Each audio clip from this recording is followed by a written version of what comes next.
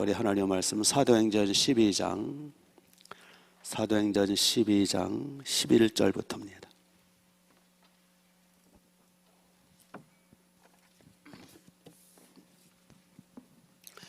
사도행전 12장 11절 신약성경 208페이지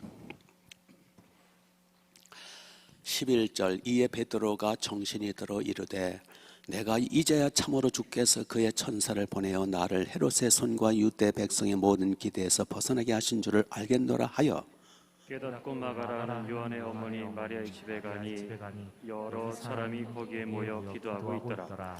베드로가 대문을 두드린데 로데라 하는 여자아이가 영접하러 나왔다가 베드로의 음성인 줄 알고 기뻐하여 문을 미처 열지 못하고 달려 들어가 말하되 베드로가 대문 밖에 섰더라 하니 그들이 말하되 네가 미쳤다 하나 여자아이는 힘써 말하되 참말이라 하니 그들이 말하되 그러면 그의 천사라 하더라.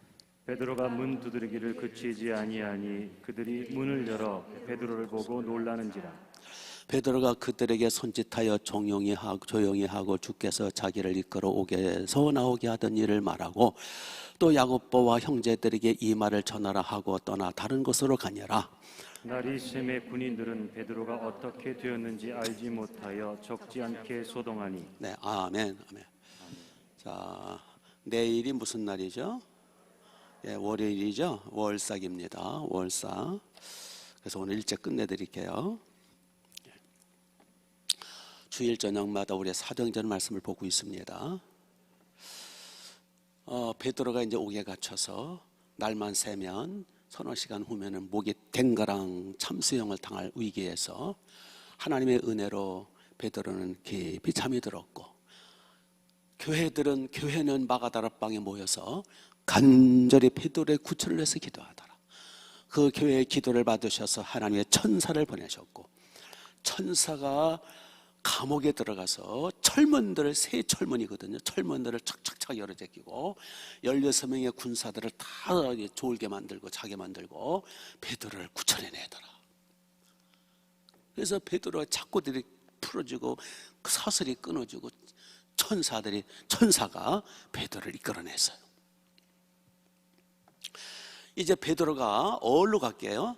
구출받아서 11절을 보시면 이에 이제 베드로가 정신이 나가지고 어디로 갔냐면 12절을 보시면 깨닫고 마가라 하는 요한의 어머니 마리아 집에 가니 여러 사람이 거기서 모여 뭐 하고 있더라? 기도가 있더라. 그때가 언제게요? 그때가 새벽녘이거든요. 날이 훤히 오는 새벽녘이에요. 그러니까 교회는 마가다락방이에요. 여기 마가다락방이에요. 요한의 어머니 마가다락방, 오순절 마가다락방, 예수님이 최후에 만찬했던 그 마가다락방, 수시로 모였던 마가다락방. 예, 바로 거기가 아지트였고 거기가 초대교회 중심지고 핵심지였어요. 이제 베드로가 거길 간 거죠. 새벽에 어디를 가겠어요? 교회를 가야지. 그래서 교회를 간 거예요. 예. 갔더니 그때까지 뭐하고 있더라? 성도들이 기도하고 있더라. 그 새벽까지 초저녁부터 시작한 기도가 밤새 기도하고 있는 거예요. 철에 기도하고 있는 거예요. 부르짖는 거예요. 야고보 사도님도 돌아가셨는데 베드로 사도님마다 돌아가시면 우리는 어쩐 말입니까? 베드로 사도님 구출해 주세요. 기적을 베풀어 주세요. 감옥에 한 번 들어가면 개미새끼도 날 수 없는 감옥인 거 알지만 하나님은 기적을 베풀어 주세요. 밤새 부르짖어 기도했겠죠. 예. 그래서 이제 그 기도를 응답하셔서 하나님의 천사를 보내셔서 이제 응답하셔서 구출해 냈잖아요. 그래서 기도가 응답된 거예요. 근데 그것도 모르고 열심히 기도하고 있어요. 그래서 베드로가 이제 문을 막 두드리는 거예요. 문을 흔들었어요. 여기 13절 보니까 베드로가 대문을 두드린대 그랬어요. 로데라 하는 여자아이가 영접하러 왔다가 로데라는 여자아이는 아주 수지 맞은 거야. 베드로를 처음 봤거든. 로데라고 하는 여자아이니까 아마 초등생이니 아니면 아마 중학생 정도? 기특하잖아요. 그 어린아이가 철회 기도를 한다는 게 여러분의 자식 같아 보세요. 집에서 퍼즐러 자느라고 이 여자아이를 데리고 와서 같이 철회기도 하는 거잖아요 지금. 얼마나 그러니까 이 여자아이가 기특해요. 이 하나님의 은혜를 주시는 거예요 이 여자한테. 그래서 롯데라는 여자아이가 누가 문을 두드리는 거예요. 새벽 대바람에 하고 나가서 보니까 거기 베드로가 서 있는 거예요 세상에. 베드로. 그러니까 여자아이가 너무 기쁘고 흥분해가지고 문을 열어줄 생각을 못하고 막 집 안으로 뛰어들어간 거예요. 알리려고. 베드로 사진 모셨어요 막. 그렇죠? 여러분 흥분하지 않게 생겼어요? 그러니까 이 뭐라 그럽니까? 여기서 기도하던 성도들이 이제 뭐라고 그러죠? 15절 보니까 그들이 말하되 네가 미쳤구나. 아니 베드로가 오게 있을 사람 여기 올 리가 있냐. 밤새도록 기도해놓고는 못 믿는 거예요. 야 거기 감옥은 갬새끼 못 빠져나오는데 설문이 3개나 있대. 지하가 뭐 거기 어떻게 나오냐 이 바보야. 너 미쳤어 너. 철야하더니 헷가닥 했나 봐. 잠을 못 자가지고. 그 얘기겠죠. 예. 그러니까 사람은 기도해놓고도 안 믿는 거예요. 밤새도록 기도해놓고 안 믿어요. 그러니까 이 여자아이가 뭐라 그러니까 15절 다시 보면 여자아이가 힘써 말하되 참말이다. 진짜라니까요. 막 이제 그랬겠죠. 그러니까 또 기껏 한다는 말이 뭐라고 그래 15절 끝에 그러면 그의 천사라. 여기 그의 천사라 그 뜻은 수호 천사는요 그 주인이죠. 수호 천사는 우리를 수호하러 왔거든요. 그 주인과 80%가 비슷해요. 진짜입니다. 여러분이 영안이 안 열려서 못 보는 건데 다 여러분의 수호 천사가 있어요. 사람마다 이제 명수는 달라요. 하나님이 사랑하시고 크게 쓰시는 사람은 수호 천사가 좀 몇 명 되고 기본적으로 1명씩 있어요. 하여튼 죄송하지만 저한테는 수호 천사가 좀 꽤 있어요. 그런데 흡사해요. 제 수호 천사의 저랑 가르마도 비슷하고요. 예, 저랑 하여튼 비슷해요. 그건 사실이에요. 그러니까 이제 여기 기도하는 사람들이 비슷하니까 너 베드로를 본 게 아니라 베드로와 비슷한 천사를 본 거야. 너 베드로 수천사를 본 거야. 일리가 있잖아요. 그러니까 안 믿는 거예요. 베드로가 올 리가 없는 거예요. 여기 어떻게 빠져나와 거기를. 그러니까 베드로와 80% 90% 닮은 베드로 천사가 온 거야. 얘야 베드로가 올 리가 있냐. 그거 천사야 천사.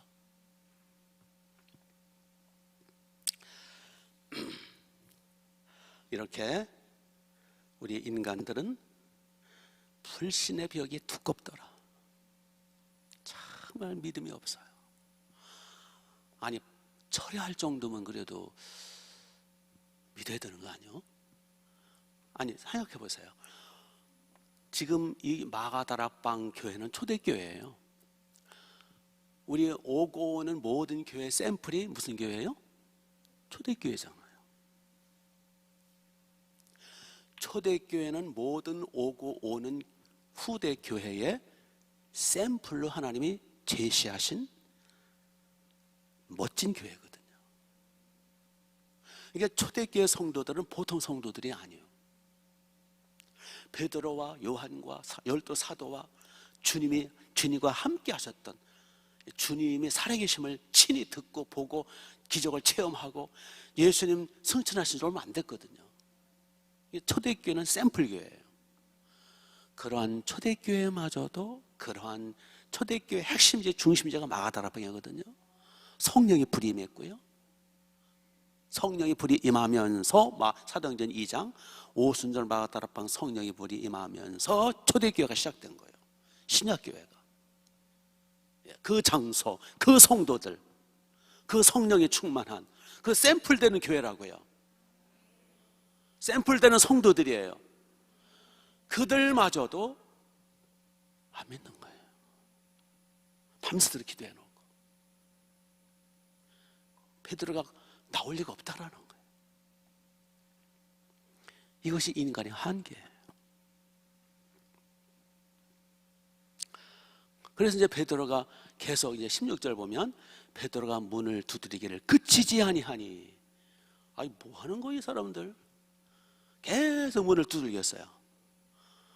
그래서 이제 문을 열어드리니까 베드로가 들어오니까 다들 놀래더라. 놀라야 돼요? 안 놀라야 돼요? 예? 놀라면 안 되지. 밤새도록 구출해달라고 기도했는데 놀라면 안 믿었던 것이 돼버리지. 이럴 때는 놀라지 마. 속에는 놀라도 그럴 줄 알았다고. 그래야지. 예? 놀라면 되나? 전능하신 하나님 그거 못 하시겠어요.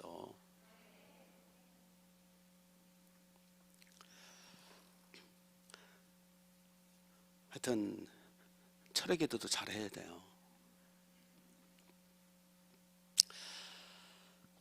이것이 우리 인간의 한계예요. 초대교회는 샘플교회인데도 초대교회가 샘플교회지만 그래서 뭐 초대교회 이름 중에 초대교회라는 일이 꽤 많아요. 초대교회로 돌아가려고. 그런데도 초대교회는 완전한 교회는 아니에요. 이렇게 의심이 있었고 이렇게 연약한 부분이 있었어요. 근데 성경을 잘 보면 아브람도 사라도 믿음의 영웅들도 이게 믿음이요 의심할 때가 많았어요. 아브람이 99세 때, 사라가 90세 때 하나님이 오셨어요. 그리고 아브람아 이제 24년 만이죠. 하나님이 창세기 12장에서 아브람을 부르신 이후 하나님을 따르고 믿은 이후 24년 만에 하나님이 약속을 하셨죠. 내게 자식을 주겠다. 하늘의 무별처럼 자식을 주겠다. 약속한 지 24년 만에 아브람의 나이 99세 때 하나님이 나타나셨어요. 아브람아 명년에 내년에 네 아내가 아들을 낳을 것이다. 하나님 꼭 먼저 예고를 하시고 역사하세요. 놀라지 않도록. 오늘날도 비슷해요. 하던 적용 꼭 예고를 미리 해주세요. 그러니까 아브라함이 속으로 웃은 거예요. 나는 몸이 늙었고 내 아내도 경수가 끊겼는데 무슨 악이 일일까 하고 웃었어요. 그리고 또 오셨어요. 아브라함에게 또 말씀하셨어요. 내년에 네 아내가 아들을. 근데 옆에서 장막문 옆에서 천막 하나 쳐놓은 장막문 뒤에서 사라가 또 그 말씀을 들은 거예요. 네 아내가 아들을 낳을 것이라고. 그랬더니 사라가 뭐라고 그럽니까? 나는 경수가 끊겼고 내 남편도 늙었거늘 아기를 무슨 아기 하고 킥킥 웃었더라 그랬어요. 하나님 참 웃기신다. 그때 하나님이 아브라함 네 아내가 장막 뒤에서 왜 웃느냐? 책망하시고 그랬더니 사라가 두려워하면서 안 웃었나이다. 그러니까 사라가 하나님이 웃었느냐라. 너희들 둘이 같이 웃어 쌍으로 웃었으니까 이름을 웃음 이삭이라고 져라. 그래서 이삭이 된 거예요. 이삭은 웃음이라는 뜻이요. 이것이 우리 인간의 한계예요. 아브라함 믿음의 조상, 믿음의 영웅, 웃었어요. 사실은 아니에요. 웃었다니까. 이삭이라니까. 그래서 우리 인간은 끝까지 하나님의 은혜 없이는 믿을 수도 천국 갈 수도 아무것도 안 되는 거예요. 믿습니까? 그렇지만 신랄 같은 믿음, 정말 신랄 같은 연약한 믿음, 그거를 보시고 불쌍히 여기셔서 은혜를 베푸시는 거예요. 그래서 누가복음 17장에 보면 6절에 보면 겨자씨 한 알만한 믿음만 있어도 이 산을 들려 바다에 던지려 할 것이요 그대로 될 것이다. 겨자씨 하나일 만한 믿음. 겨자씨가 뭔지 여러분 모르실 거예요. 겨자씨라고 있어요. 예? 저는 안경 안 쓰면 못 봐요. 안경 써야 보여. 콧김에 날라가. 깨알보다 훨씬 작아요. 깨알은 커요. 그래도 겨자씨. 겨자씨만한 믿음만 있어도 역사가 나타난다. 그러니까 하나님은 아무리 의심이 많아도 겨자씨 하나일 만한 믿음, 그거를 붙들어 쓰시는 거예요. 아브라함이 웃었어요. 애기 난다 그러니까. 사라도 웃었어요. 그러나 겨자씨만한 작은 믿음, 그거를 하나님이 어여삐 보셔 쓰신 거예요. 여기 본문에 여기 이 성도들도 실컷 기도해 놓고 부르짖고 밤새도록 안 믿은 거예요. 그렇지만 그들이 또 전혀 믿음이 없는 건 아니잖아요. 믿음으로 기도했잖아요. 그 겨자씨만한 믿음, 그 실내기 같은 믿음, 그 연약한 믿음을 받아서 하나님이 천사를 보내셨고 베드로를 구출하신 거예요.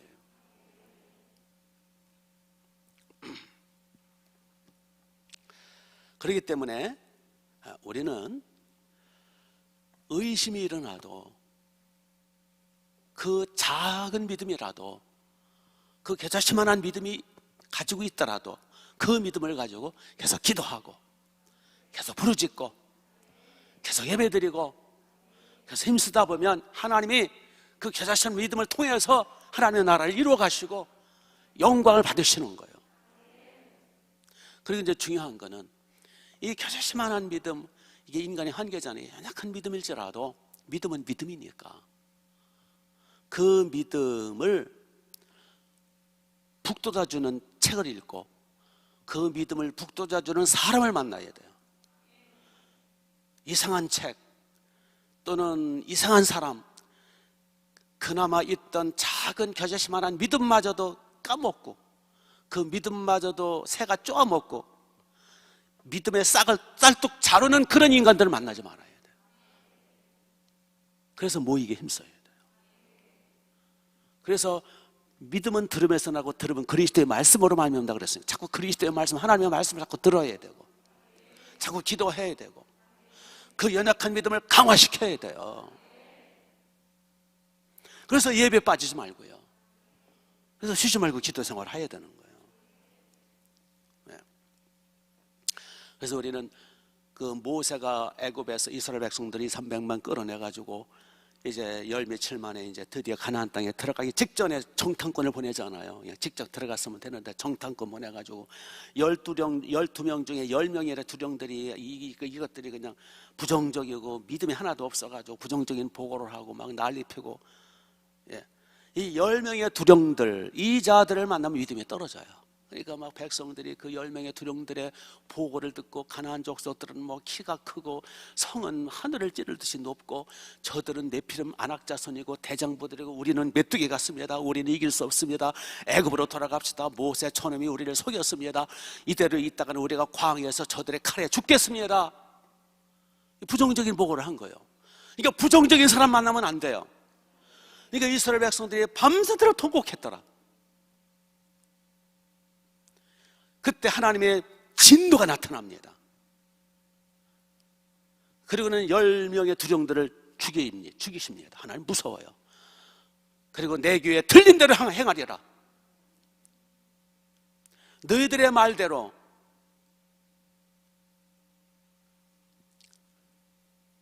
들린 대로 행해주겠다. 너희들이 가나안 땅에 못 들어간다는 말 그대로 너희들은 못 들어간다. 40년 동안 뺑뺑이. 그리고 말한 대로 갈렙과 여호수아는 갈 수 있습니다. 여호와께서 우리에게 주셨습니다. 저들은 우리의 밥입니다. 우리가 올라갑시다 라고 말한 여호수아 갈렙만 들어가리라. 그러니까 갈렙과 같은 여호수아 같은 사람 만나야 돼요. 그럼 같이 들어가는 거예요.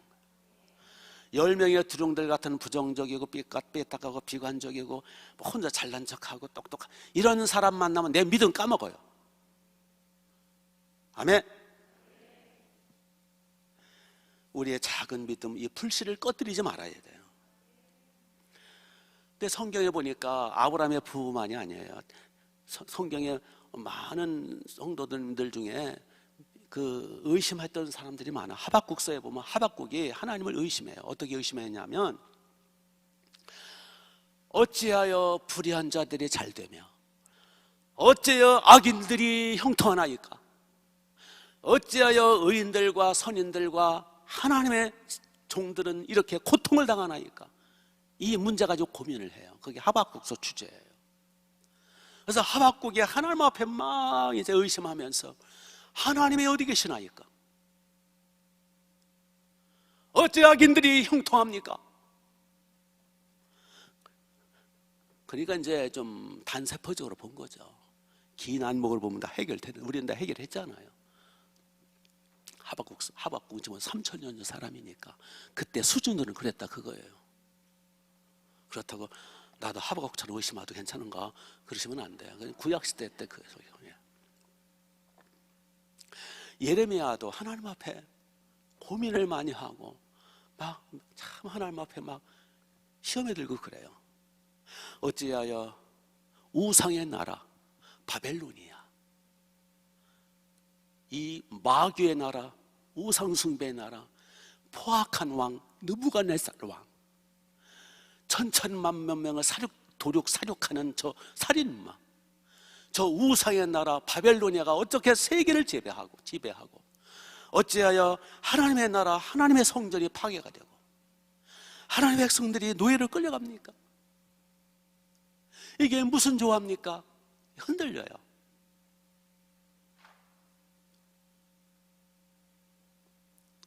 물론 이제 나중에 예레미야도 결국은 이제 하나님이 알려주시죠. 죄값이다 알려주시는데, 예.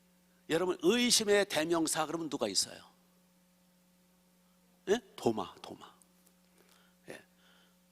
여러분 부엌에 있는 도마 말고 이름이 도마라는 사람이 있어요. 예. 항상 자기 중심으로 예배를 설교.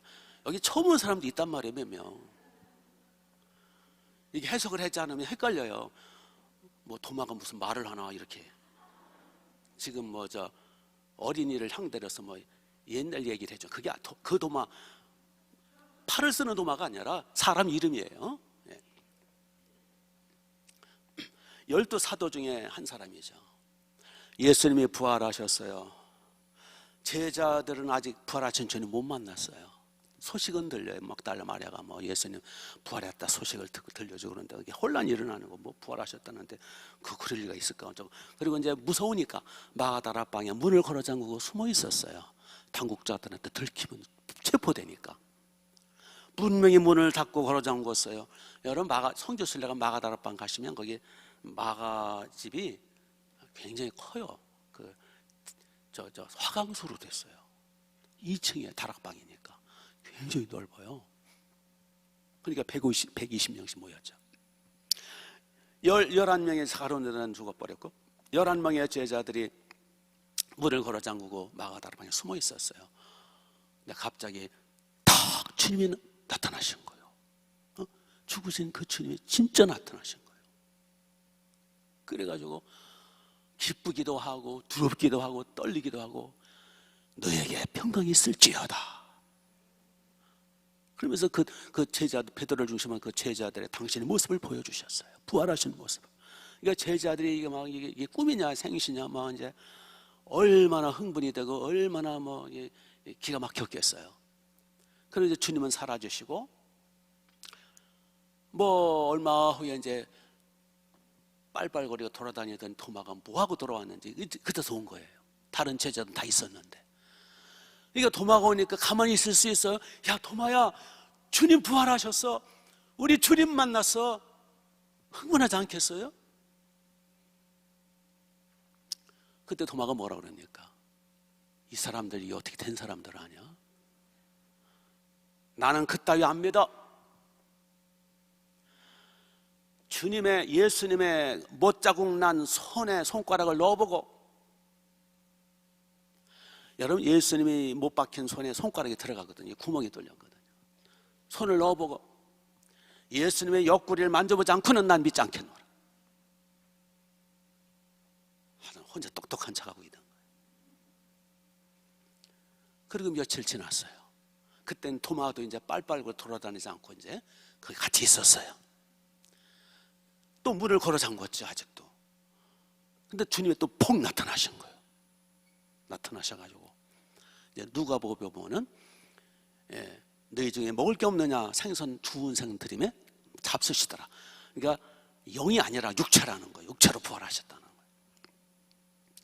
도마에게 다가가셨어요.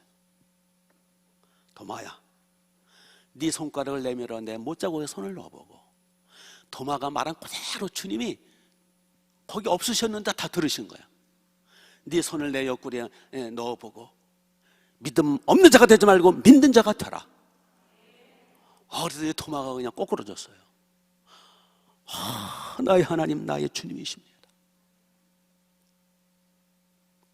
그때 예수님 뭐라고 말씀하시죠? 너는 나를 본고로 믿느냐? 보지 못하고 믿는 자가 복이 있도다.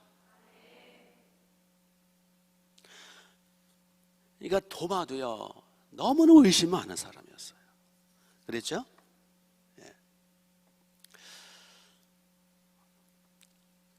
가난한 사람의 성녀라고 하는 그 천주교에서는 완전히 우상화하죠. 테레사 수녀를, 테레사 수녀. 완전히 우상이에요, 완전히 신격화해버렸어요. 물론 훌륭하죠.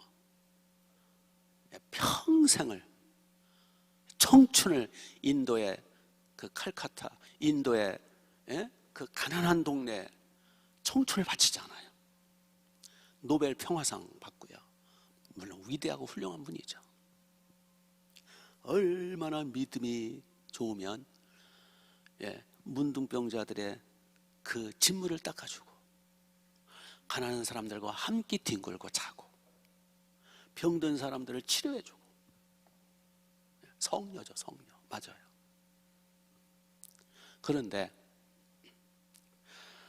그가 쓴 편지가 발견이 됐대요. 이 테레사 수녀가 누구한테 편지를 썼냐면 정신적 동반자인 마이클 반 데어 피트, 참 이름이 참 길어요. 마이클 반 데어 피트라고 하는 신부에게 쓴 편지가 그의 저서를 통해서 세상에 드러났어요. 거기에 테레사 수녀가 자기한테 쓴 편지를 공개를 했어요. 제가 읽어드릴게요. 한번 들어보세요. 여러분에게 참조가 될 거예요. 테레사 수녀가 지금 그 동료 그 마이클 반 데어 피터한테 하는 편지 내용입니다. 예수님께서 당신에겐 특별한 사랑을 주고 계시지만 저에게는 공허함과 고요함만 가득하답니다. 예수님을 보려 해도 보이지 않고 주의 음성을 들으려 해도 들리지 않습니다. 쭉 해서 내 한계를 느끼거나 동료와의 어려움을 당할 때마다 정말 그분이 계실까? 라는 생각을 자주 합니다. 우리가 생각할 때는 와, 믿음의 영웅이잖아요. 근데 그는 자꾸 의심을 하는 거예요. 예수님을 의심하는 거예요.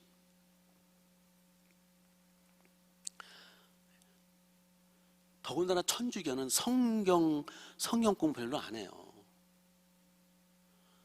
테레사 수녀는 혼자 그냥 뭐 미사는 드렸겠지만 천주교 미사는요, 말씀 성경 안 봐요. 그냥 교리 강론하고 말지. 그것도 바티칸에서 내려주는 그 공문식으로 내주는 거 읽고 말아요. 그러니까 신부님들은 정말 정말 설교하기 좋을 거예요. 읽으면 돼. 그냥 그 바티칸에서 교황이 내려다 주는 거 읽어야 돼. 거기는 설교라고 안 해요. 강론이라고 그러죠. 읽으니까. 그리고 이상한 물이나 뿌리고 김이나 쐬고 이러지. 거기는 의식 종교거든요. 말씀 종교가 아니에요. 그건 설교가 없어요. 그러니까 믿음이 없는 거예요. 50년간을 인도 가난한 거리, 문둥병자 환자 거리, 빈민굴에서 산 분이거든요. 테레사 수녀. 근데 그분은 말씀을 제대로 보지 못했고 설교를 제대로 듣지 못했고 그분은 주님을 만난 적이 없는 거야. 그냥 계속 의심하는 거예요. 이게 불쌍하죠.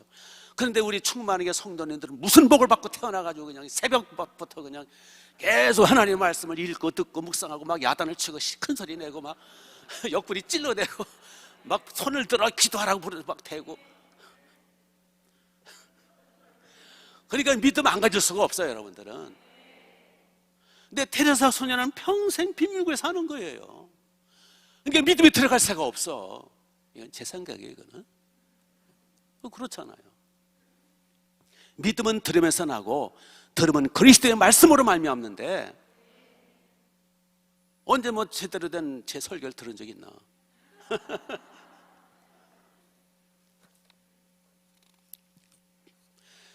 예, 제가 드리고자 하는 말씀은 이것이 인간의 한계라는 거예요.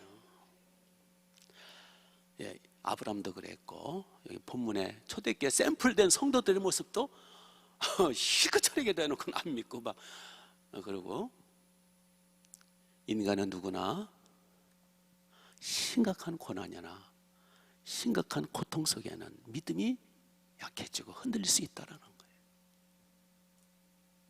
그러므로 우리는 처음부터 끝까지 하나님의 은혜가 없이는 믿음 생활을 할 수가 없는 거예요.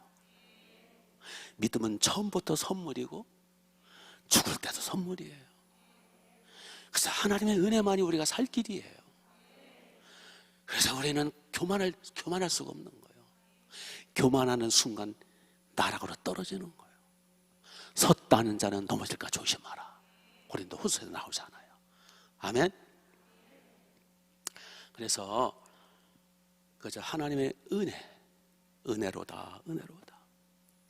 믿어지는 것도 은혜고 깨달아지는 것도 은혜고 믿음을 유지하는 것도 은혜고 이 은혜의 믿음을 선물을 우리는 소중히 여겨서 이 믿음을 지키고 믿음이 성장하도록 믿음이 강해야 흔들리지 않아야 우리가 믿음으로 말미암아 하나님의 영광을 체험할 수가 있고 기초거든요. 믿음이 기초잖아요.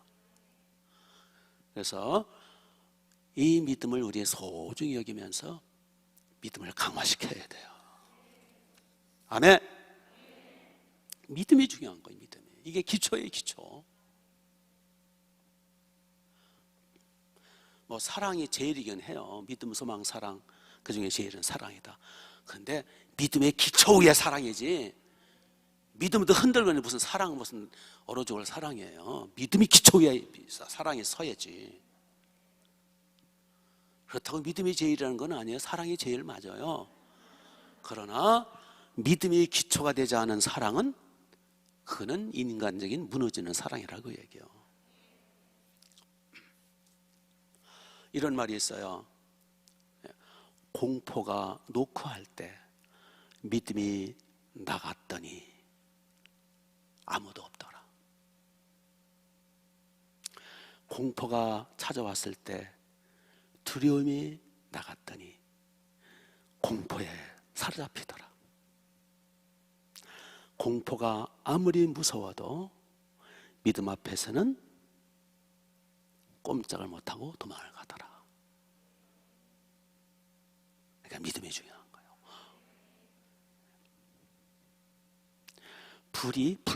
불이 아무리 무서워도 물 앞에는 꼼짝 못하고 물이 아무리 무서워도 바람 앞에는 꼼짝 못하고 바람이 아무리 무서워도 큰 바위, 반석 앞에는 아무 힘을 발휘할 수 없더라. 환란의 바람이 아무리 불어오고 불같은 시험이 다가오더라도 반석 같은 믿음만 있으면 우리는 백전백승하더라. 그래서 우리의 믿음이 반석 같은 믿음이 되더라. 그래서 다윗이 그러잖아요. 여호와는 나의 반석이시요 내가 피할 바위시요. 반석 같은 믿음. 이 반석 같은 믿음이 있을 때에 흔들리지 않는 믿음. 이 믿음이 있을 때 우리 그 인생길은 평안하고 어떤 환경, 어떤 여건 속에서도 흔들리지 않는 반석 같은 믿음, 변하지 않는 바위 같은 믿음, 이 강하고 담대한 믿음으로 우리는 다윗처럼 여호수아처럼 백전백승할 수 있어요. 그래서 믿음이 중요한 거예요. 그래서 믿음을 달라고 기도하시고, 그래서 믿음을 강화시키기 위해서 모이게 힘쓰고 말씀을 자꾸 들어야 되고, 내 믿음 내가 강화시키고 내 믿음 내가 지켜야지 누가 지켜주나요? 부부 사이도 어쩔 수 없어요. 자식이라고 어쩔 수 없어요. 자기 믿음은 자기가 지켜야 돼요. 그래서 우리가 믿음을 강화시켜서 어떤 환난의 바람, 어떠한 요동치는 어떤 상황 속에서도 우리는 흔들림이 없는 다윗 같은 믿음을 가지고 백전백승. 다윗은 단 한 번도 전쟁에 져본 적이 없잖아요. 그래서 시편 18편에 보니까 여호와는 나의 반석, 나의 요새, 나의 바위, 내가 뭐 의지할 뭐가 피난처 요새가 되시고, 내가 여호와를 힘입어 적군에게 달리고, 내가 하나님의 힘입어 담을 뛰어넘는다. 그러니까 백전백승하는 거예요. 그래서 오늘도 믿음을 더해 주소서. 그리고 믿음은 들으면서 난다니까, 들으면 그리스도의 말씀으로 말하면 하나님 말씀으로 또 들려주시고, 예배 시간마다 들려주시고, 내일 열삭 때도 와서 또 말씀 들려주시고, 제가 죽을 쓰면 여러분 또 굶으니까 저를 위해서 기도하시고, 설교를 말씀을 위해서 기도하시고, 우리의 충만한 게 하나님의 말씀이 강력하고 믿음이 강해서 세상을 이기는 우리 여러분, 우리 교회가 될 수 있도록, 그래서 믿음으로 승리하는 백전백승 여러분들 주님의 이름으로 축복합니다. 자, 이 시간 두 손을 번쩍 드시고, 두 손을 번쩍 드시고 주여 한번 외치신 뒤에 강한 믿음, 담대한 믿음, 다윗과 같은 골리앗을 때려눕히는 믿음, 백전백승하는 형통한 믿음 달라고, 흔들리지 않는 믿음 달라고. 자, 이 시간 주여 한번 외치며 기도합니다. 시작. 주여 아버지, 주여 강하고 담대한 믿음을 주옵소서. 주여 우리 모두 강하고 담대한 믿음을 주옵소서. 다윗 같은 믿음의 용장이 되게 하옵소서. 골리앗을 때려눕히던 다윗의 믿음을 우리에게도 주옵소서. 반석 같은 믿음, 담대한 믿음, 백전백승하는 믿음을 우리에게도 주옵소서. 아버지, 하늘 문을 열어주옵소서. 은혜 문을 열어주옵시기를 간절히 원하옵나이다. 주여 모이게 힘쓰게 하시고, 주여 말씀을 날마다 사모하게 하시고, 주여 설교 말씀을 통하여, 성경 말씀을 통하여 우리의 믿음이 날마다 강해지고, 우리의 믿음이 날마다 성숙 성장해서 흔들림 없는 믿음, 반석 같은 믿음, 승리하는 믿음을 주옵소서. 성령으로 기름을 부어 주옵소서. 주여 은혜로 말미암아 우리 믿음이 더욱 강건해지게 하옵소서. 아버지, 환경이 어떠한 고통 속에 있든 우리는 흔들림이 없는 믿음, 믿음의 기도, 믿음의 찬양, 믿음으로 승리케 하옵시기를 간절히